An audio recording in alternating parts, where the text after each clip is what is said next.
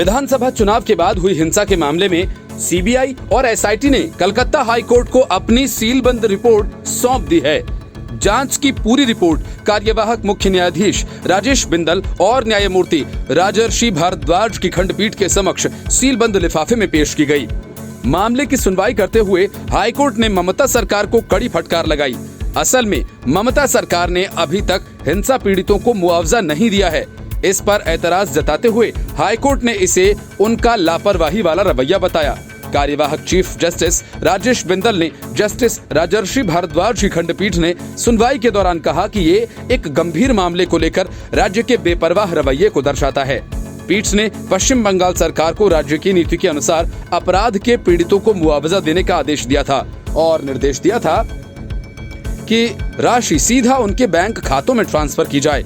Calcutta high court ने राज्य में विधानसभा चुनाव के बाद हुई हिंसा के दौरान बलात्कार और हत्या जैसे सभी जघन्य मामलों में एनएचआरसी की समिति की सिफारिशों को स्वीकार करने के बाद अदालत की निगरानी में सीबीआई जांच का निर्देश दिया था। विधानसभा चुनावों के बाद कथित हिंसा की स्वतंत्र जांच के अनुरोध को लेकर दाखिल जनहित याचिकाओं पर फैसला सुनाते हुए अदालत की निगरानी में सीबीआई जांच का निर्देश दिया था। विधानसभा चुनावों के बाद कथित हिंसा की स्वतंत्र जांच के अनुरोध को लेकर दाखिल जनहित याचिकाओं पर फैसला सुनाते हुए अदालत ने अन्य सभी मामलों में जांच की। निगरानी के लिए पश्चिम बंगाल कैडर के 3 आईपीएस अधिकारियों की एक एसआईटी के गठन का भी आदेश दिया था।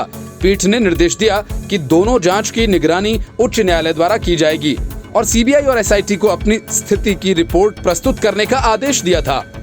बाद में पीठ ने एसआईटी के कामकाज का अवलोकन करने के लिए केरल उच्च न्यायालय, कलकत्ता उच्च न्यायालय और बम्बई उच्च न्यायालय की पूर्व मुख्य न्यायाधीश न्यायमूर्ति मंजुला चेल्लूर को नियुक्त किया था। अदालत ने निर्देश दिया था कि मामले को आगे की सुनवाई के लिए एक खंडपीठ के समक्ष रखा जाएगा।